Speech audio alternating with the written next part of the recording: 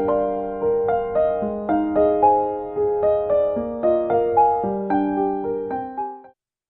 like to invite our next speaker this morning, Christopher Gurusamy.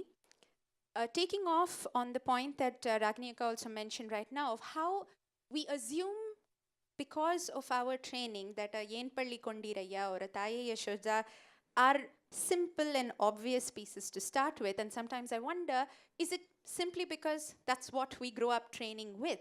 But for somebody growing up with a different language, a different mother tongue, it's perhaps not so easy and not so obvious to start with that.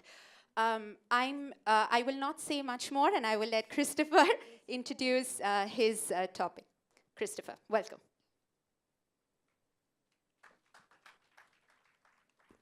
Good morning. I'm very nervous, so let's just start off there.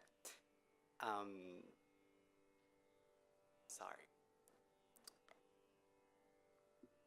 So 13 years ago, when I joined Kalakshetra, one of the first things that I was told was that I spoke too fast.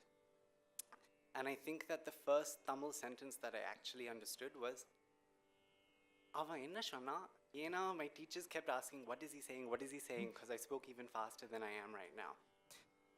So for me, language and dance have always been quite difficult. They're not something that have been as easy as they are for other people. So when Apurva asked me to talk at Navadhisa,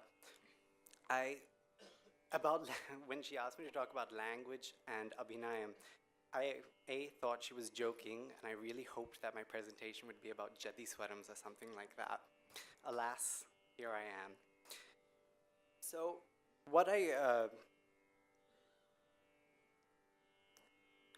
so for me, abhinayam is not that easy. It's actually a very, very, very difficult thing. Adavis is simple. You jump around, you feel like you've jumped around, and there's a method to the madness. Whereas with abhinayam, it really, really is a struggle, and I'm not saying that just because I'm here. It's something that I really do feel. There's so many things for us to think of simultaneously. We're talking about language, we're talking about movements, then there's angles and characterization, and my newfound absolute hatred is walking. I prefer to just stay stationary when I do a padam, because then it's like one less thing to contend with, but poor Braga teacher, she deals with me as best as she can. But I think while I was thinking about this talk, realized that I'm probably not alone in feeling very taken back when it comes to learning new padams, new javalis. For me, each one is like a Mount Everest, when we sit in class, it takes me a good 10 minutes to settle down, then we start the padam and it's like this slow mountain. Because that's what padams and javalis are. They are little mountains. And there's harder ones, there's, for me, a little bit easier ones. They're just a little bit smaller than Everest. But, sorry.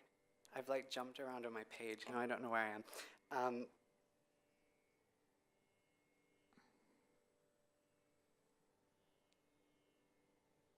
So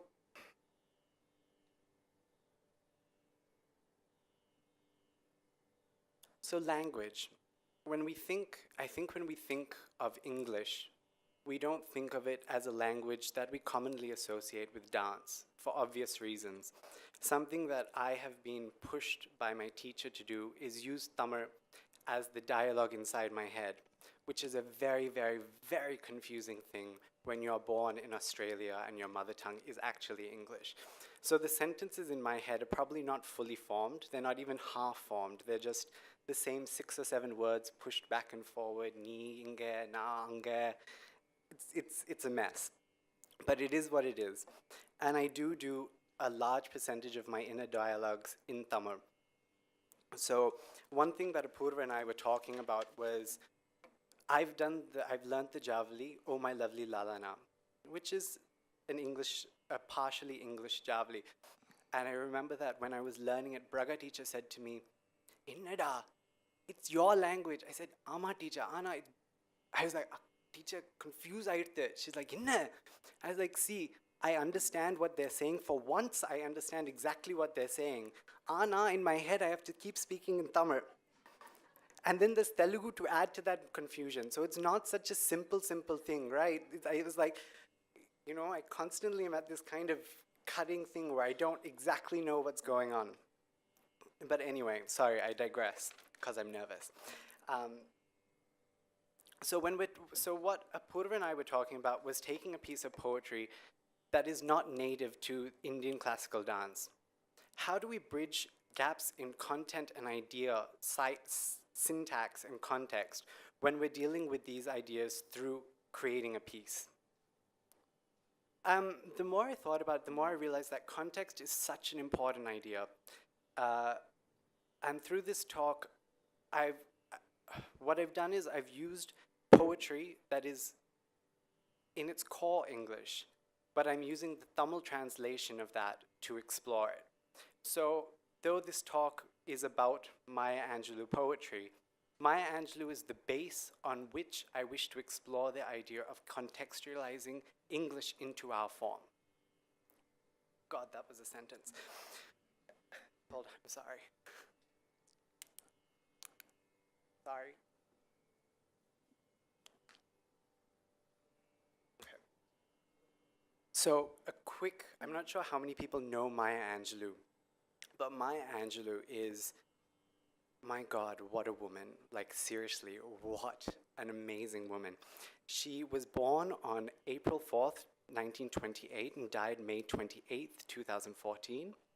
She's an American poet, singer, memoirist, and civil rights activist. She published 7 autobiographies, 3 books of essays, several books of poetry, and is credited with a list of plays, movies, and television programs spanning over 50 years. She became a poet and writer after a series of occupations as a young adult, including fry cook, sex worker, nightclub dancer, cast member of the opera, a coordinator for the Southern Christian Leadership Conference, and journalist in Egypt and Ghana during the decolonization of Africa. She was active in the civil rights movement and worked with Martin Luther King and Malcolm X, and was respected as a spokesperson for Black people and women. Her work have been considered in defense of Black culture, and she's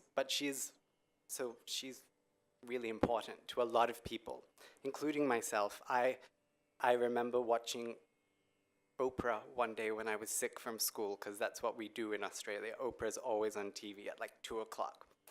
And I remember Maya Angelou being on this one episode. I must have been like 10. But this woman just spoke, and what she said was just so profound, and she said it in the most simple way that I remember then thinking, wow, this is something that I need to actually pay attention to. And when I really think that when you read Maya Angelou poetry, there's a part of it that really resonates inside each of us. Each of us gets something completely different from it, and that's what's interesting. I've written it so well here, hold on. Her writing finds echoes in all of us. It's easy to perceive at first glance, but also has emotional depth as we continue to read and explore the poetry that lies between her simplistic structure. To me, it was actually quite similar to a padam, where it's not so difficult to understand the meaning, and you can do it at a surface level to a degree, but there is so much more inside of it. So, as I've explained, I will be using 2 Tamil padams, or Tamil poems, that have been translated by Srimati Ranganayaki, who is Sudarshini's Amma. And she has a PhD in English literature? Tamil literature? English.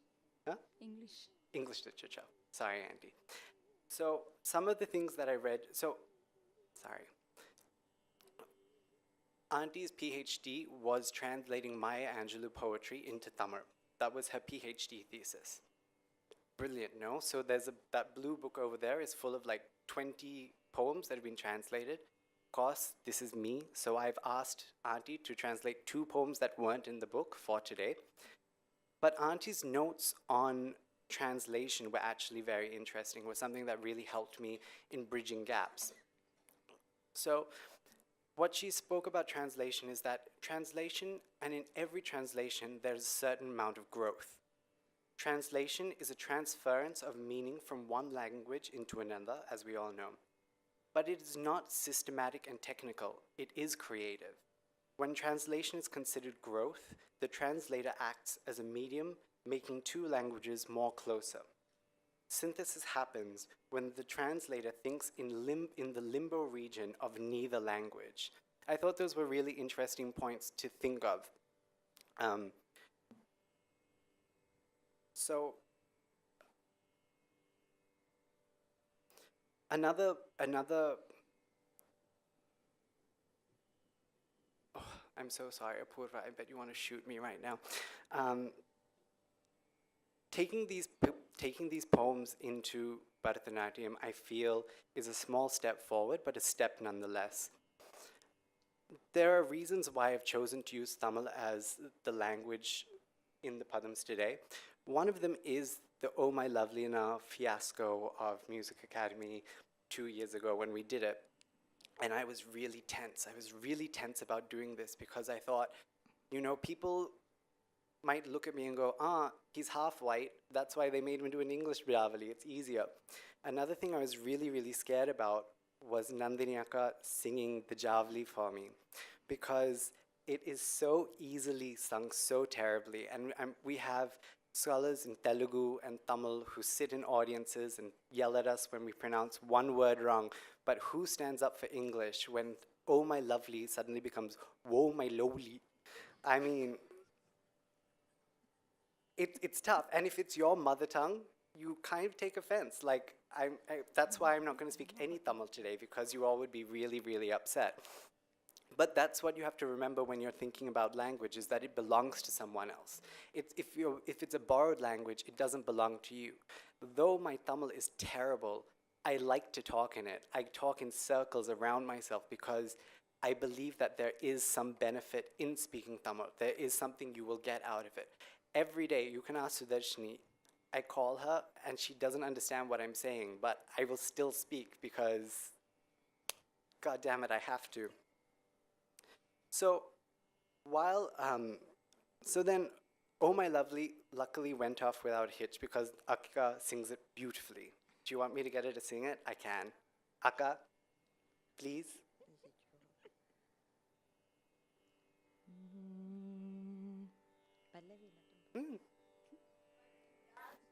Because I've not practiced, please. Akka, it's as if this isn't bad enough. Ayyo, I don't even remember the hands.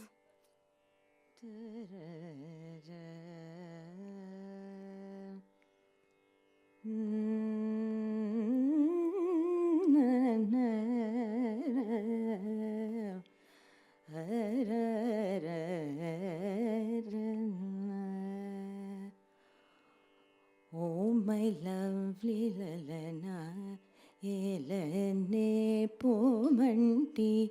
Oh my lovely lalana, elane pomanti. Oh my lovely lalana, elane pomanti. Oh my lovely lalana, elane pomanti. Oh my love.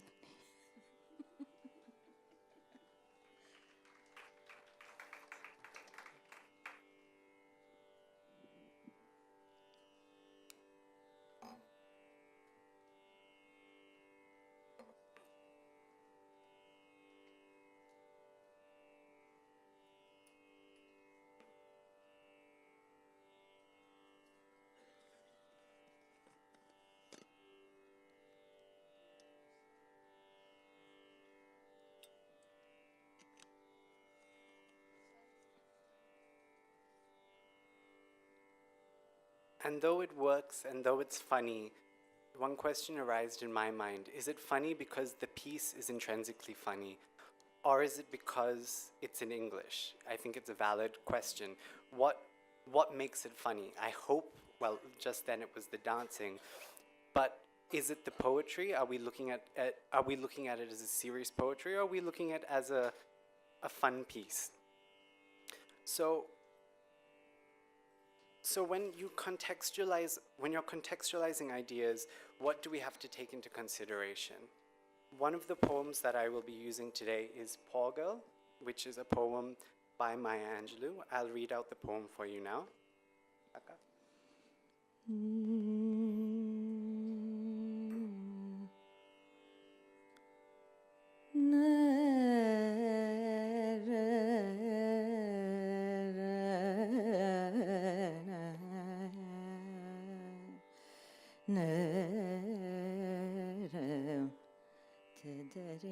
You've got another love, and I know it. Someone who adores you, just like me. Hanging on your words like they were gold. Thinking that she understands your soul. Poor girl, just like me.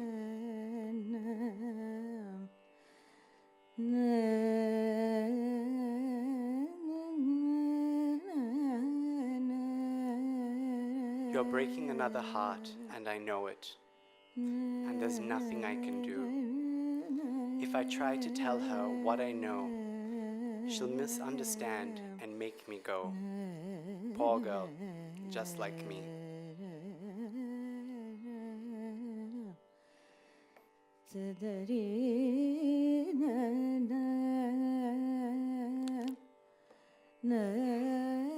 You're going to leave her too, and I know it.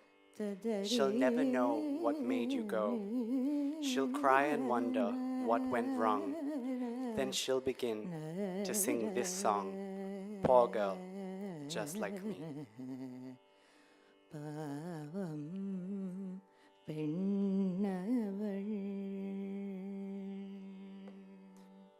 So I remember the first time I read this poem, and I just looked at my friend and said, it sounds like a padam. Like, it sounds exactly like a padam. There's nothing in this that isn't something that we could do in Bharatanatyam. I was so wrong. The things that I would just like to point out that I found interesting when exploring this poem was the way that the Nayika looks at the other woman. I'm not an expert by any means, but in all the compositions where I've spoken about another woman, it's never in a sympathizing manner. It's always, that girl did this, she did that, she's gonna catch you. If you think of things like Husaini Swarajati or Unaitu Anupunain or, see, I told you I can't speak Tamil. Any of those pieces, we're looking at women viciously attacking each other, and maybe that's because of, I assume it's also because of the chauvinistic society in which they were written. It's much more interesting to watch two women fight over one man who we don't know what it was, but in that context it makes sense. But here we see how much of a feminist Maya Angelou is, in that she actually feels pity for this girl and goes, what have you gotten yourself into? So when I thought about the context of this padam, I got into a real bind. Why? Because Maya Angelou's work isn't exactly look at a tree, write a poem. She's not that kind of a writer. She's the kind of writer that's, her narrative represents, her narrative is that of marginalized communities, their emancipation, and it's such an important thing in America, especially when we're talking about Maya Angelou. So how do we stay true to the integrity of the author? I was thinking of something like an Ashtapadi. An Ashtapadi, as we all know, happens in the forests of Vrindavan. Fact. Now, do we now, like in today, do we suddenly decide, oh, well, I'm going to set this Ashtapadi in a house, and there's going to be doors, and there's going to be a double bed, and there's going to be running water and a mirror, and though that would probably make it easier for all of our teachers, it's not true to the context of which the poem is written, and that isn't fair to the writer's genius. So this poem, which is set in America, though drawing a column outside and seeing them walk past works well within the context, it works well in the content, it doesn't work in the context, because we have to stay true to that idea. So something that had always been a very simple thing. In class, if you're doing 2 padams, and for the start of both padams are picking flowers, you just swap one of them to playing the veena. It's a quick fix. It's not really like that big a deal. But in this, what do I do? How do I start this piece? How do I? Oh, another point I forgot was if what's interesting as well is because the poet is it's a first person narrative. When we look at padams and javalis or any of our dance poetry, generally we're looking at a man, a cisgendered man, writing as a first person woman. So the experience isn't an experience. It's really just a made up version of what they think a first person would say. Here we have a woman describing how she feels emotionally about a situation. So because I'm Western, when you see that in context, you generally see it in a music video. Take a Beyonce video. You have Beyonce singing the song about the guy that she's angry at or something like that. Similarly, do I do this piece as Maya Angelou? Do I then try to take that on? Or do I take it as we would take another piece and just do it as a piece? Another thing that happened when I was trying to work on these pieces is the music. So Nandini Akka set the music for this padam, and I really didn't tell her anything. All she asked for was the words of the piece and the meaning of every word, and she said it. Like I literally just said, Akka, can you do this for me? And a couple of days later, she just sent me a message with this amazing piece of music. And what was interesting for me was that I suddenly then got another person's perspective. I had read it by myself in my head, out loud in English without really thinking about ragam selection. It really hadn't occurred to me. So when Nandini Akka sent it back to me, it was like hearing what she thought about the padam. So Akka has said it absolutely beautifully in Ragamalika. The ragams are Dharmavati, Sahana, and Maya Malava Gaula. Akka told me recently that it was really easy to set. She said it came quite naturally and it wasn't one of those break your head kind of settings. So I would like to show you a little bit of Poor Girl. I don't think I can do it. So we were going to try and do English and then do the Tamil like that back to back. But it is the biggest, my brain exploded backstage when we tried to do it, only because now I'm doing full English sentences in Tamil in my head, but then the Tamil has to be turned back into the syntax of English. Akka, it's really confusing. Like, I don't know how, like, if you take something like, you've got another lover and I know it. Do you want to say it in Tamil? Because I can't.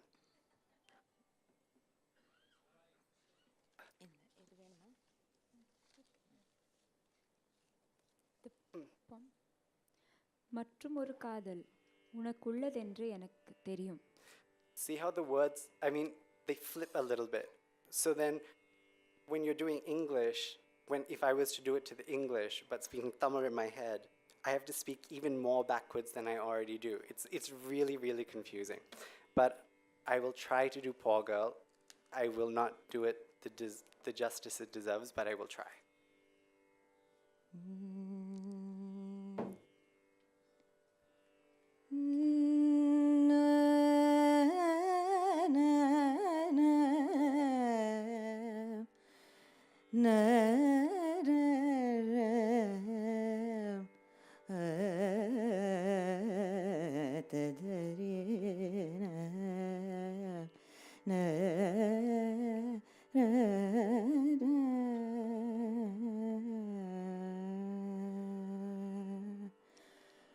மற்றுமொரு காதல் உனக்குள்ளதென்று தெரியும் எனக்கு. மற்றுமொரு காதல் உனக்குள்ளதென்று தெரியும் எனக்கு. மற்றுமொரு காதல் உனக்குள்ளதென்று தெரியும் எனக்கு.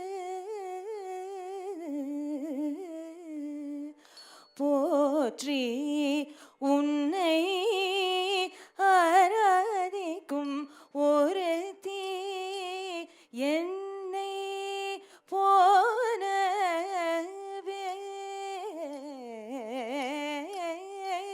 போற்றி உன்னை ஆராதிக்கும் ஒருத்தி என்னை போலவே. பொன்னே என்று உள் வார்த்தைகளை பற்றி கொண்டு புரிந்து கொண்டதாய் உன் ஆன்மாவை. பொன்னே என்று உள் வார்த்தைகளை பற்றி கொண்டு புரிந்து கொண்டதாய் உன் ஆன்மாவை என எண்ணி கொண்டு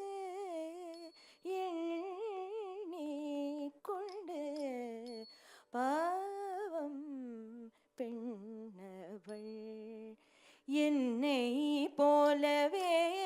பாவம் பெண்ணவள் என்னை போலவே.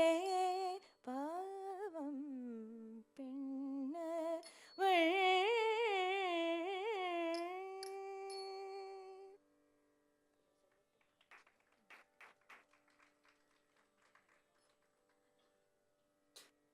So an idea that I put into this piece was something that I'm not sure a lot of people here might understand, but it's a very common, disturbing pickup line that happens to some of us when we go out to bars, is men use this line, it's really cheesy, they'll come up to you and go, "Did it hurt?"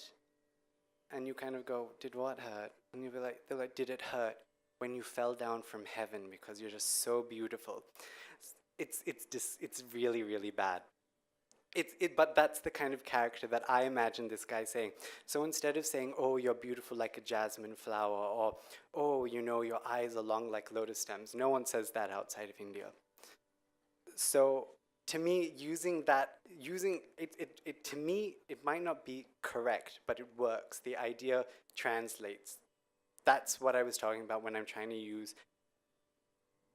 content that comes from an outside perspective in dance. How much time do I have?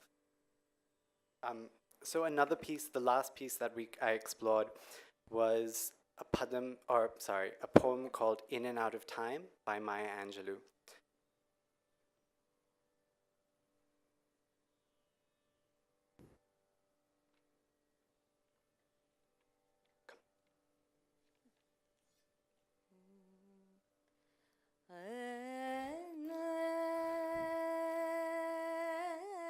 The sun has come, the mist has gone. We see in the distance our long way home. I was always yours to have. You are always mine. We have loved each other in and out of time. When the first stone looked up at the blazing sun, and the first tree struggled up from the forest floor, I had always loved you more. You freed my braids, gave your hair to the breeze. It hummed like a hive of honeybees. I reached into the mass of your sweet honeycomb there. God, how I love your hair.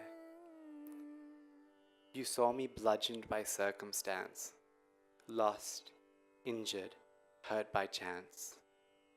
I screamed to the heavens, loudly screamed, trying to change our nightmares into dreams. The sun has come, the mist has gone. We see in the distance our long way home. I was always yours to have. You were always mine. We have loved each other in and out, in and out, in and out of time. Sorry.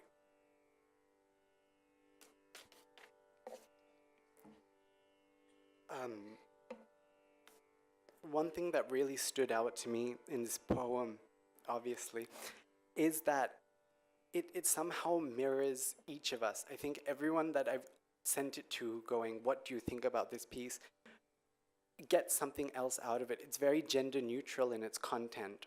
So it's not written, I feel like it's not written from a particular perspective, which is really, really interesting because our poetry generally has gendered pronouns.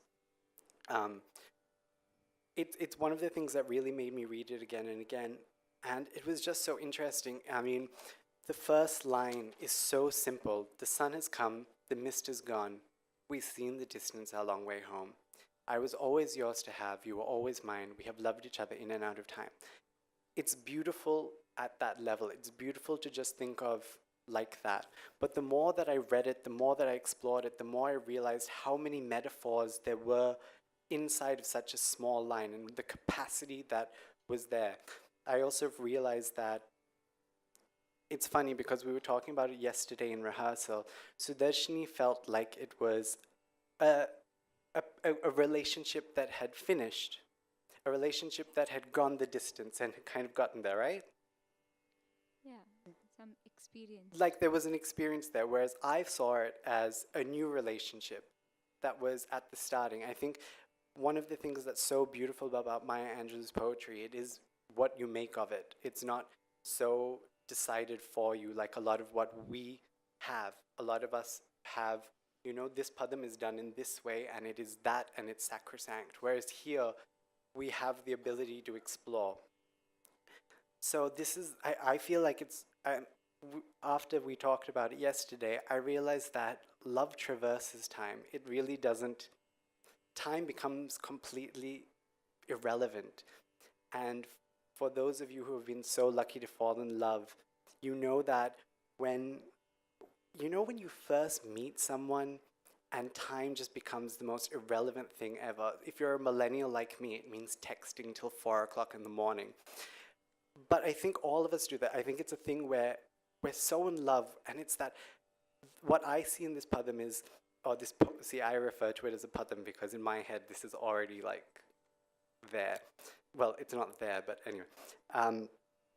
It's just that it's got so much potential. Like, when you meet someone for the first time, within that first couple of days, you want to tell them everything. I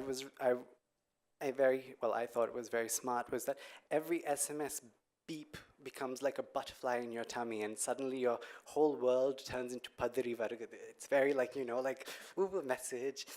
And that's what this piece feels like to me, is that they're at the start of this relationship. Whoever the main person that is speaking has loved this person for a very, very long time. And it might not have been requainted. Is that the right word? Yeah. No? Requited, sorry. See, I try to speak so much Tamil in my head that I've forgotten English.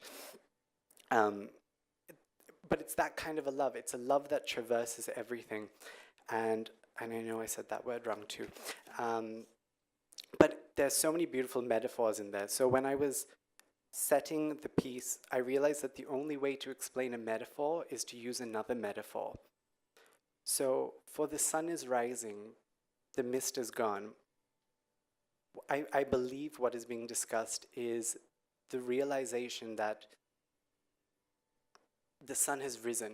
So Darshini also was telling me in Tamil, there's, what's that thing? Velli udindu. Do you want to explain it? Or if apparently in Tamil, it's a thing where you say the sun has come, and people understand that that means that things have started. In English, I don't believe we say that to people. I've never heard anyone come to me and say, the sun has come, and I go, oh, okay, cool.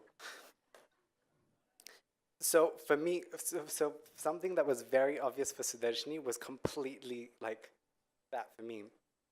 But that, so the sun has come is that the relationship has finally started. Everything that she dreamt of, or he has dreamt of, or they have dreamt of, has finally come to fruition. So with the rising of the sun, I imagined that, you know, they've sat together discussing everything, their past, their future, everything has been discussed in this one incident. And when they wake up to the sun rising. But then how do you make that clear? So what I've done is try to use ideas such as flowers blooming, but not in the way that we generally use it, but as a metaphor for the relationship beginning or opening or growing. That the sound of the birds chirping is the sound of the talk that we had. That, you know, have you seen in the morning when there's that one bird that kind of flies over to the other bird and then they kind of sit there together? It's like them, that is a simile for their relationship. And then I thought of something else that you really do hear when you live in Chennai, is the sound of prayer. You wake up early in the morning, you can hear all kinds of sounds, especially if you wake up in Mylapore, you hear a lot. So that sound for me really symbolized thanks. We see in our distance the long way home, to me was a much more of a metaphor that as I saw it as a young couple who was starting out, there's so many things that we have to traverse to get to that point. We're here. I can see that this relationship is going to go the distance. I don't have a doubt in my mind that it's going to work. But to get to that point, we're going to have to go through hurdles, and we're going to have to do it together, and we will. But it's going to be a journey to get there. The last thing that I found really, really profound was we have loved each other in and out of time. It is by far one of the most beautiful lines of poetry I've read in a long time, just for its simplicity. But then when you come to putting a gesture for it, how do you do it? It's such a beautiful metaphor. I came up with one that took me quite a while, which was using hamsasyo gestures to show in and out and time as a line, as we do. Sudarshini was telling me yesterday, because Sudarshini is most of my brain, was telling me yesterday that kalatil is it's a never-ending word. It's kind of ongoing. So when you bring your hand down at that time, there's a definition of end, whereas this is ongoing. So we've talked about it yesterday. I will do that, and then I promise I will stop talking. Yeah, in and out of time. We're just doing the sun has come, the mist has gone part.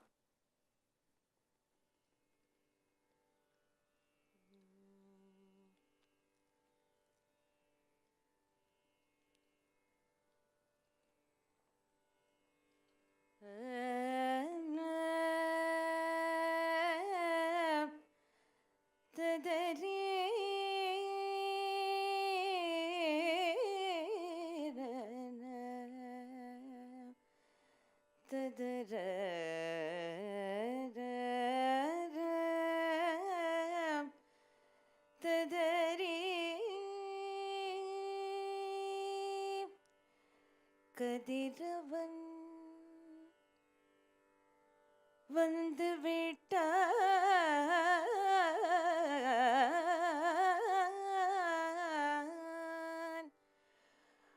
பனி நீங்கி விட்டது கதிரவன்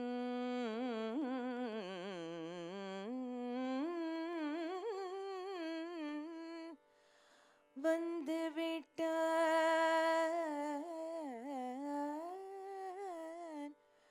பனி நீங்கி விட்டது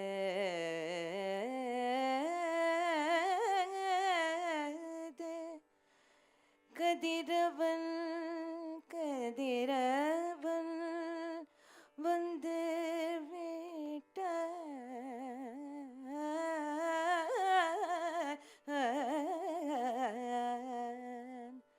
பனி நீங்கி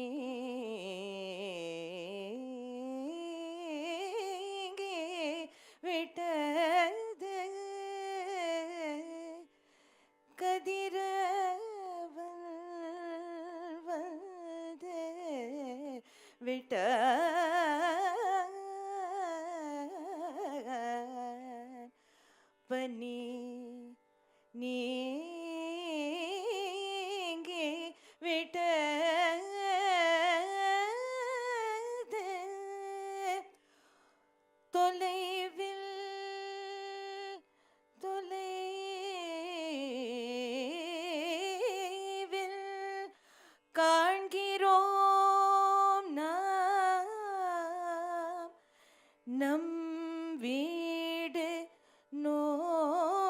நோக்கிய நெடிய பாதையில்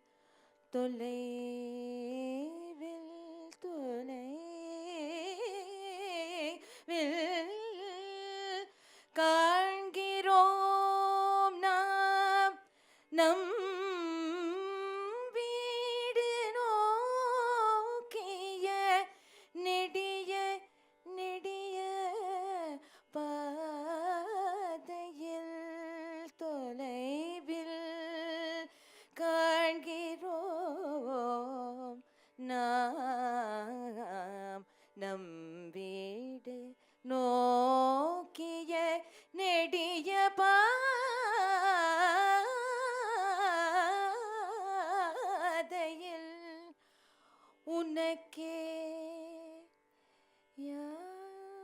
யான் நானாய் இருந்தேன் எப்போதும் நான் எனக்கே யான நீயாய் எப்போதும் நீ உனக்கே யான் நானாய் இருந்தேன் எப்போதும்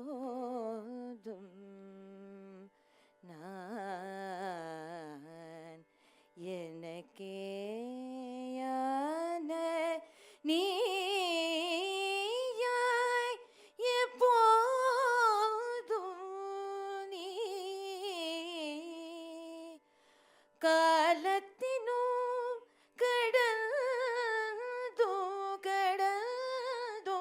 கடந்தும் ஒருவரை ஒருவர்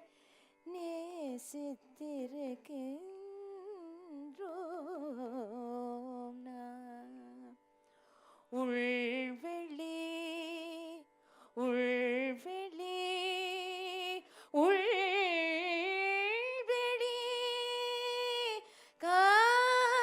காதத்தில் உள்வெளி உள்வெளி